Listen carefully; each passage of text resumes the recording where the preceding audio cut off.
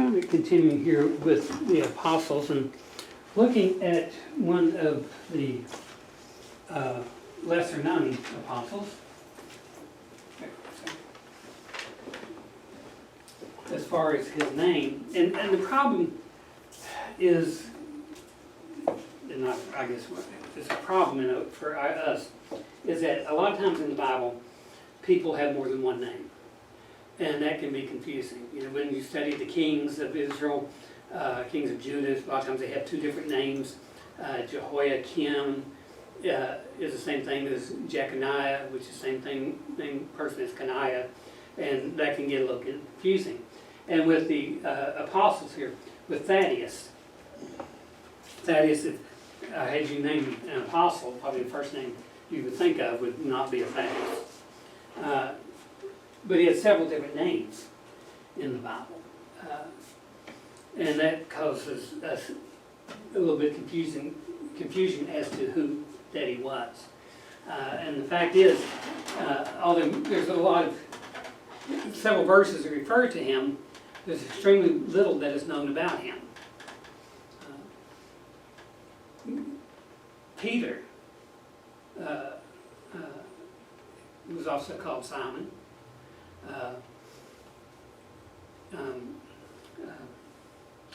Another name too. And it just slipped my mind.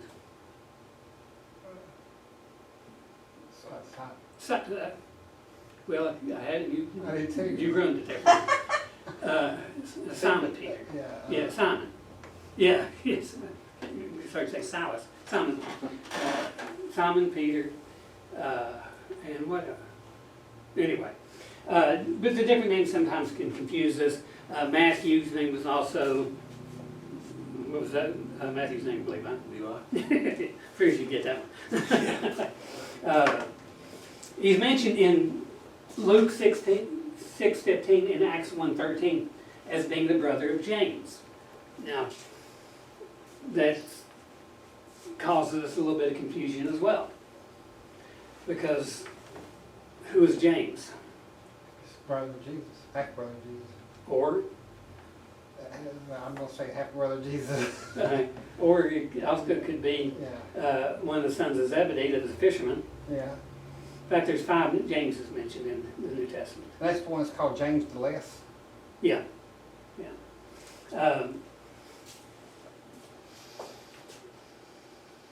His name was linked to James to clarify that he was not Judas Iscariot. Now, I know it's a little bit confusing because we haven't got to this yet. One of Thaddeus' other name was Judas. So his name is Thaddeus, it's Labius, it's Jude, it's Judas. And all, again, causes great confusion as to it.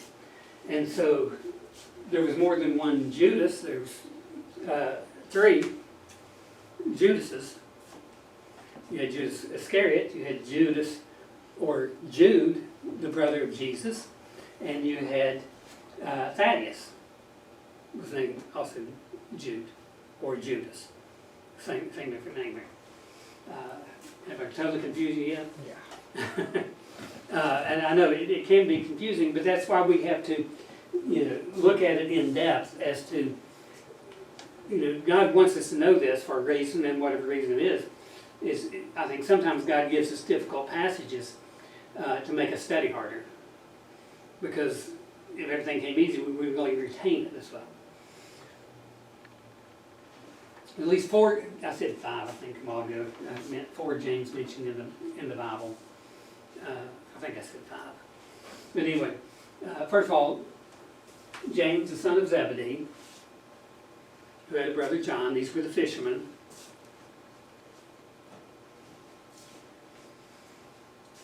You had another James, who was the son of Mary, the brother of Jesus, half brother of Jesus, but brother of Jesus. Then you had Matthew, who had a brother named James, referred to as son of Alphaeus.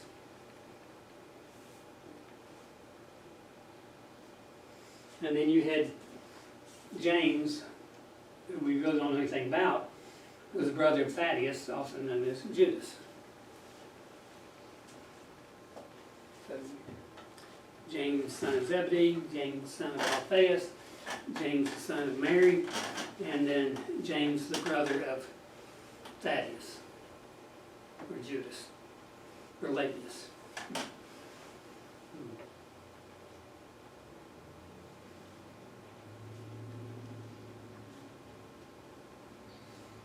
So we can see by the relationship here that the James we're talking about is not one of the first three. So it has to be someone that is just really unknown as to who he was.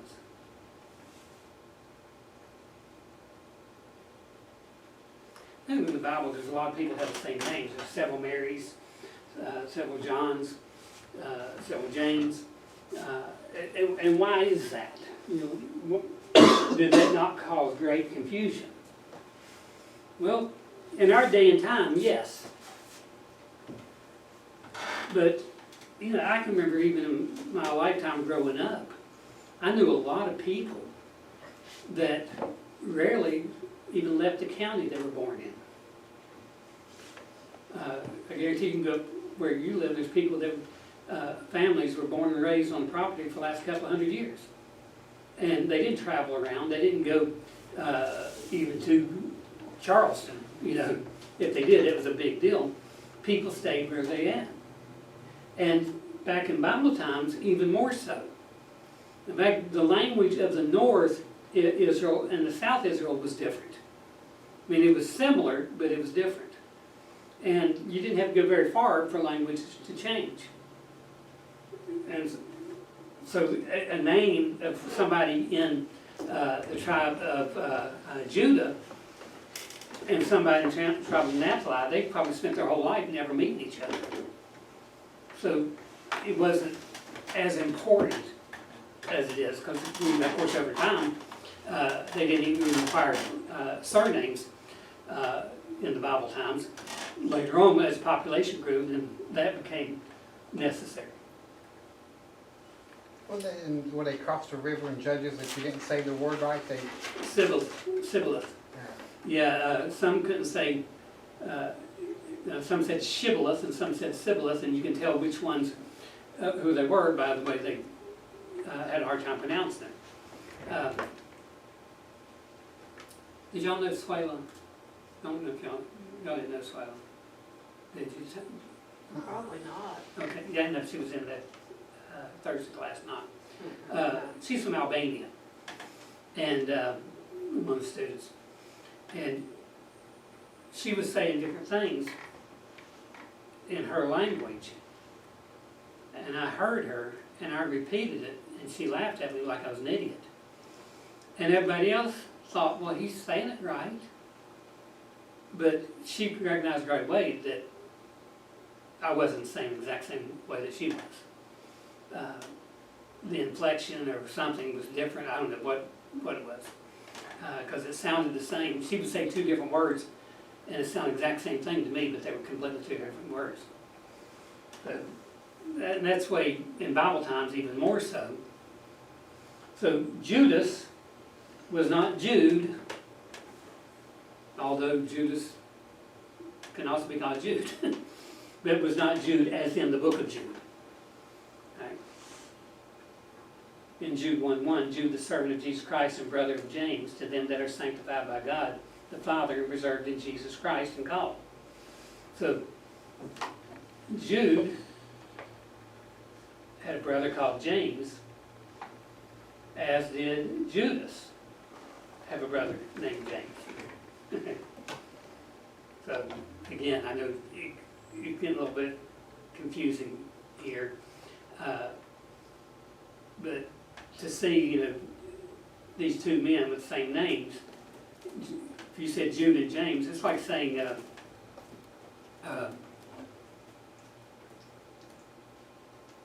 shoot, name just escaped me. Joshua, his sons, Jehoram. You can go to the Bible, look up the name Jehoram in the Old Testament as one of the kings. and you'll find that he was the king of Judah. Then a little bit later you read, and you find out Jehoram was the king of Israel. And the Jehoram of the king of Israel had a sister named Athaliah, and Jehoram had a mother named Athaliah. And the reason is because there was two different men, both the same names. They were kings at the exact same time. One was king of Judah, and one was king of Israel. And one of them's sister had married into Judah, and so it can cause great confusion. That's why you have to be very careful about which one you're talking about. In the kings, you have to be careful about which Jude you're talking about. Matthew 13:55 says, "Is this not the carpenter's son? Is not his mother called Mary? And his brethren James and Joseph and Simon and Judas?" Well, Jesus had half brothers.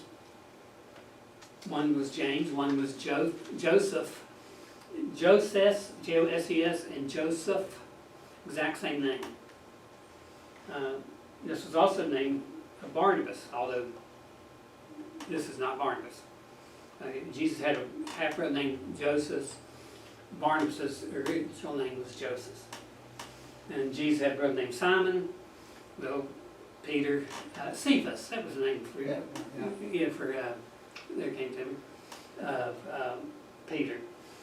And then Judas, who was also Jude, as in the book of Jude. I'll give you all a quiz on this in a couple of minutes, I'll get it all 100. Maybe not. John 7:5, when you talk about these men, James, Joseph, Simon, and Judas, not a single one of them got saved until after the resurrection. And you think, from a human standpoint, I think I can understand a little bit why.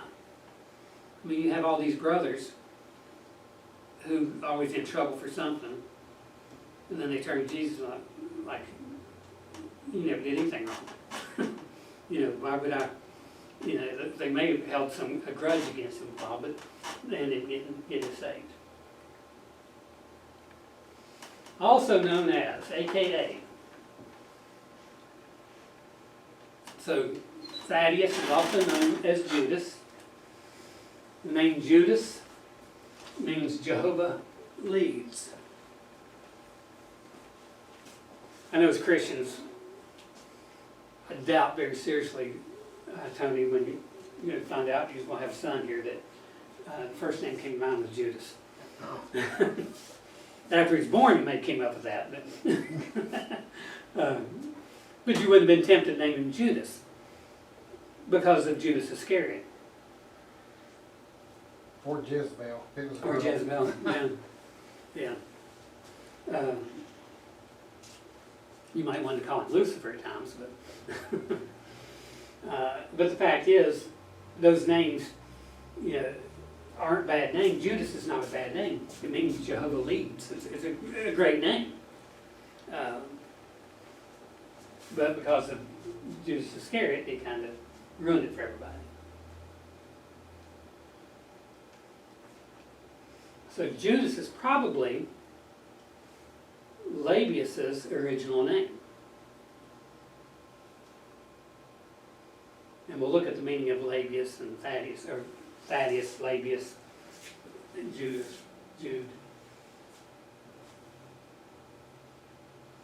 In the book of John. So it says here, this is the original name of the apostle, and it says Judah. That's the original name. Something about Thaddeus. His original name was Thaddeus. Judas is actually Thaddeus. Thaddeus is his original name. Yeah.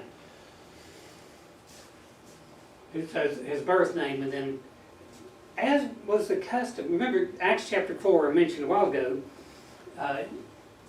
Joses, Joseph, was one of the men in the early church who was given to the church.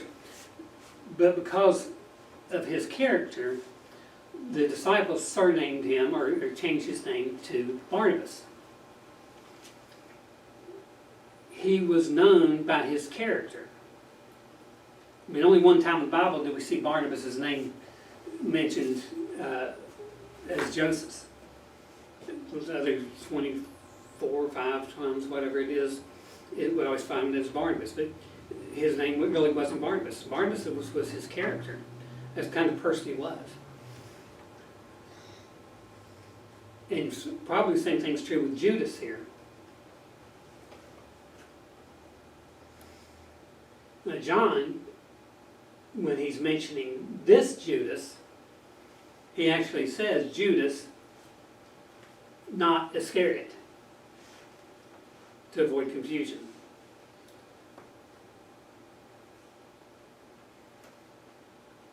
Iscariot means a man from Kirioth. So when we talk about Judas Iscariot, Iscariot is not his personality, that's where he's from. Which Judas is? Oh, he's the man from this Kirioth. Iscariot or Kirioth. So it identifies him.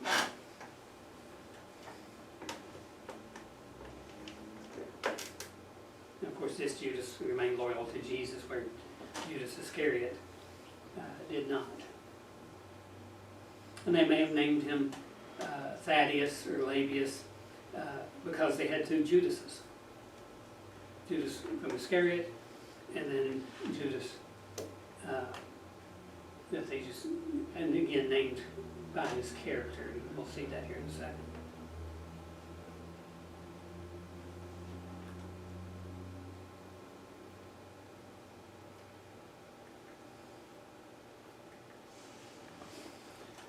So Thaddeus means praise or confesses, that which praises or confesses. And that's the name we see in Matthew 10:3 and Mark 3:18.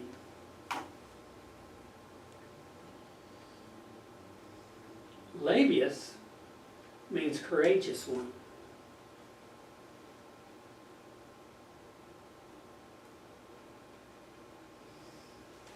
And so, as I said a while ago, may have been names given to him as a term of endearment, or a name to show his character. For example, here, Joseph,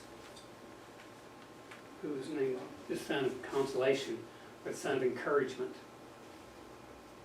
Remember we talked about him a few classes back. Barnabas, I think every single time we see the name Barnabas, I think maybe one time we don't see some source of encouragement that surrounds his name.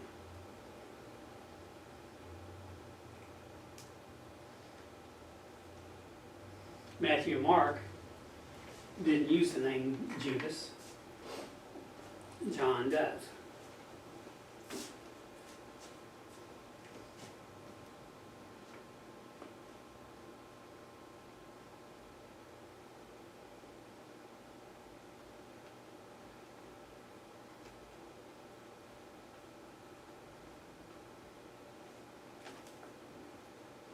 This by Barnabas here.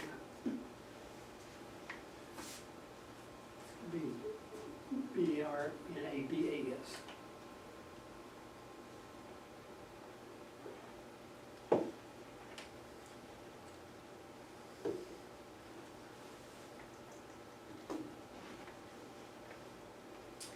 When you think about this, and even think about Judas, who they called Labius or Thaddeus, they were known by their character. And the fact is, we're all known by our character. We may not be called that, but people know us by our character. Fast here now, think if you can think of somebody who is a gossip. You probably can. But chances are when you go up to them next time, you don't say, well, hello, gossip, how are you today? You know, but if you call them by their character, that's what you have to say.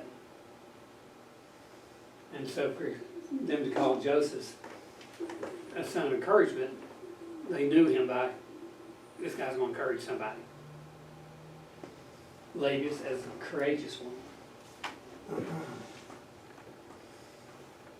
question that Judas asked.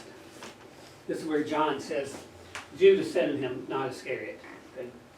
So we know this is the Judas Thaddeus Labius. How is it written that thou wilt manifest thyself unto us and not unto the world? Now, questions that are asked, someone once said there's no stupid questions.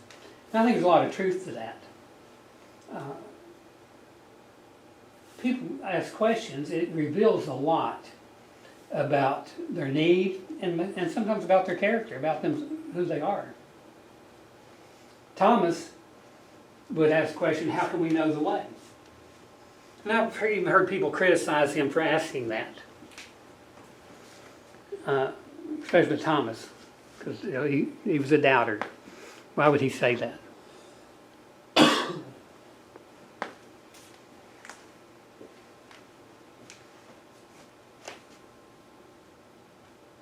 In John 3:9, Nicodemus, how can we these things be? In John 9, questions asked, how were thine eyes opened? And very importantly, we learn by asking questions. I know when I was in school, I never asked any questions. I was very, very, very, very shy. There's no way I could ask questions. Even when the teacher called on me, I would panic. I was probably the shortest one in the class, and I always sat in the back of the room behind the biggest people in class. Because I was intimidated by it all. But questions are important. So when other people ask questions, a lot of times the question they ask might sound stupid to one person, but it might be a question I wanted to ask as well. So asking questions is always a good thing. It reveals an honest mind. Now I have had students, very few, of the 34 years of the Bible college, I could only think of three people that asked questions that weren't asking questions. They were trying to tell everybody something. And I would quietly dismiss their question because they really didn't want to know anything. They just wanted to make sure everybody knew they knew something. But for the most part, asking questions, that's correct. If it sounds stupid, it's not. It reveals an honest mind. There's not shame, nothing to be ashamed about being ignorant of something. I've had somebody ask me if King Saul in the Old Testament was the same as Saul in the New Testament. And obviously there's not, but why'd they ask the question? Because you know. They didn't know. That's a good question. I mean, they were ignorant, a brand new Christian, didn't know much about anything. That's legitimate. Other people might scoff and say, well, that's stupid. Why wouldn't that say? Hey, they didn't know. And they answered the question, they said, oh, okay. Now they know. That's how you learn. And so a lot of people are too intimidated to ask questions, and they remain ignorant. So asking questions is a good thing. Judas here asking Jesus' question, how is it thou wilt manifest thyself unto us and not to the world? Well, that's a good question. And so asking questions, that takes a certain amount of courage as well.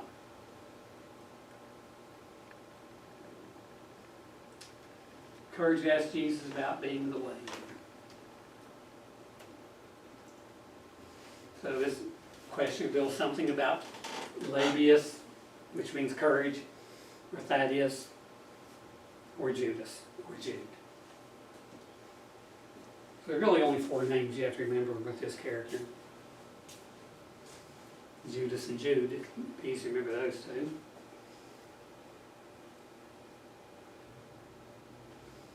Jesus responds, if a man love me, he will keep my words, and my Father will love him, and will come unto him, and make our abode with him.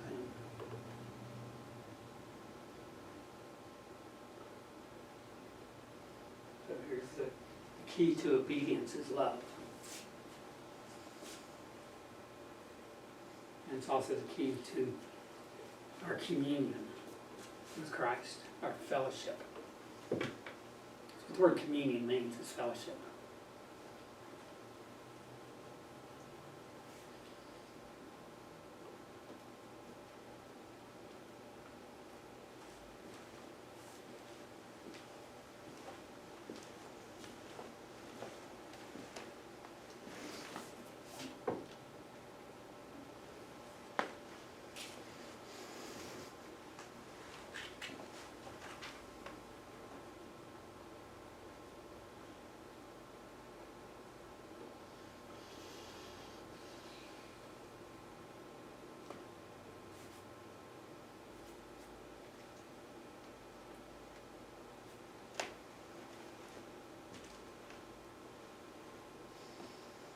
I've had a few students who'll text me during the week and ask me different Bible questions.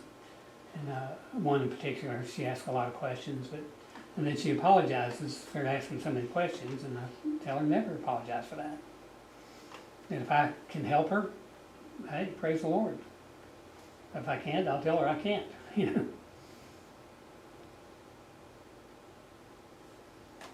But I love the fact that she's asking good questions.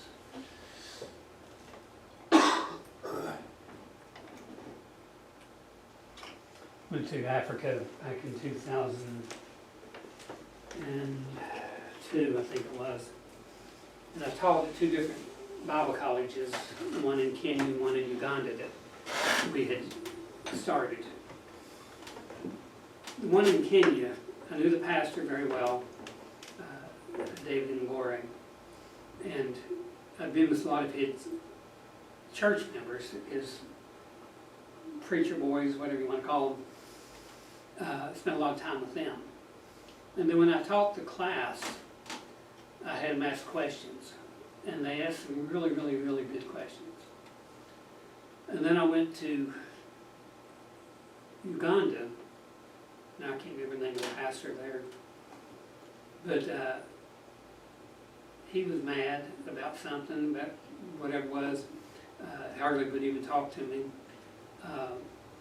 All he gave me was a list of things that he wanted us to send them. And then I taught in their Bible college that we started there as well.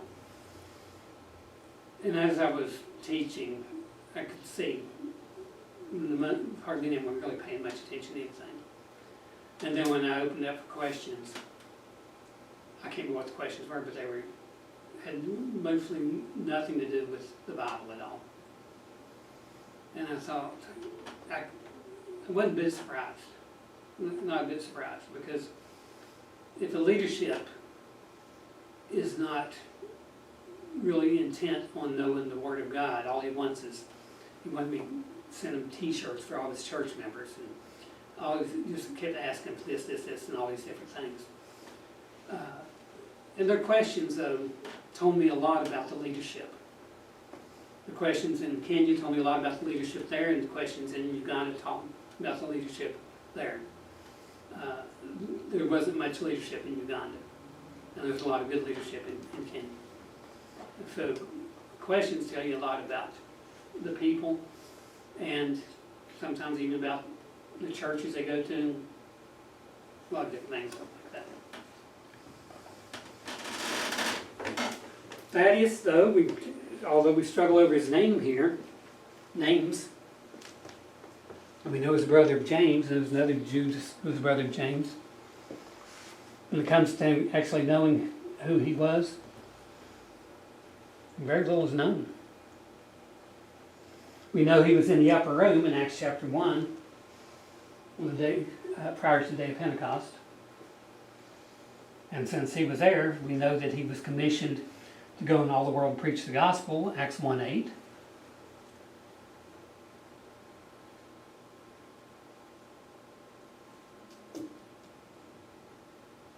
What were his accomplishments?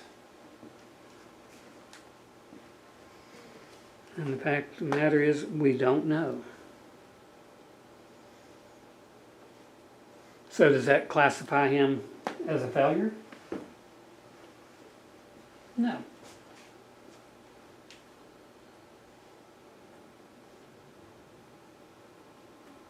Remember, his job was to magnify Christ, not to draw attention to himself.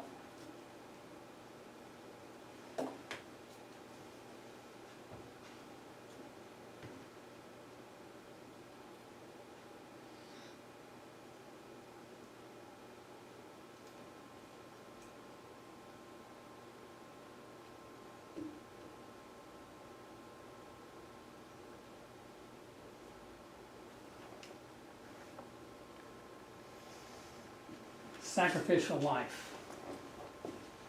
We know this about him because we know this about all the apostles, what the requirement for them was. When chosen to follow Jesus, they had no physical proof of financial success.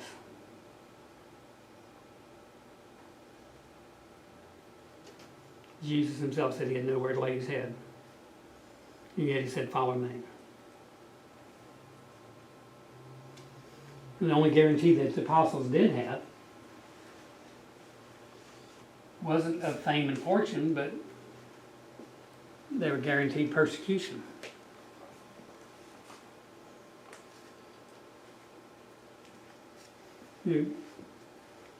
Saul, when he first got saved, later became Paul, a prophet was sent to him as a brand new Christian. The message was, go tell Saul of the great and mighty things that he will suffer for my name's sake.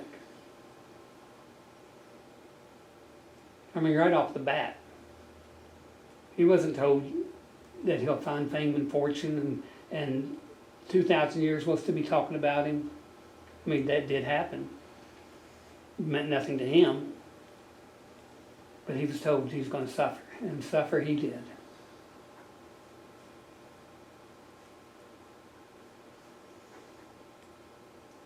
And as far as we know, nobody really noticed his labors. Nobody knew what he did. We don't have any history of it.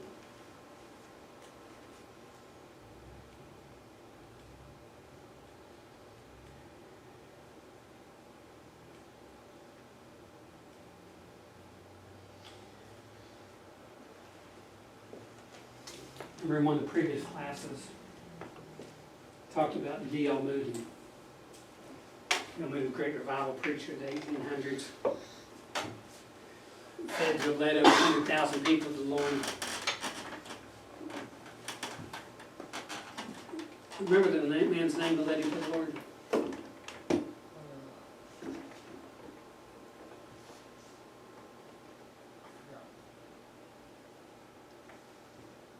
Kind of falls off into obscurity, doesn't it? D.L. Moody is well known. Go to any Christian bookstore, you can find books and books on D.L. Moody. And rightfully so, nothing wrong with that. But Edward Kimball tends to be forgotten about. And yet, he did exactly what God wanted him to do. So if people don't remember your name, that's fine.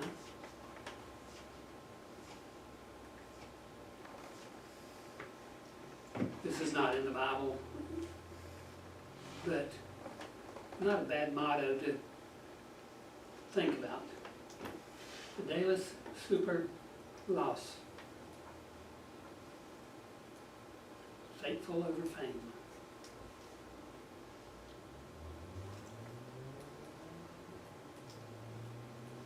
A lot of people left the church because the preacher forgot to mention him from the pulpit. You know, we had cleaned up here at the church the other day, and John's here, and Joe was here, and Bill was here. If I'm forgetting anybody, I'm sorry about that. And Bob, he didn't mention my name. He always mentioned James, never mentioned me. Well, who are you doing it for? If you don't get recognized, that's life. That's life. But let's end right there.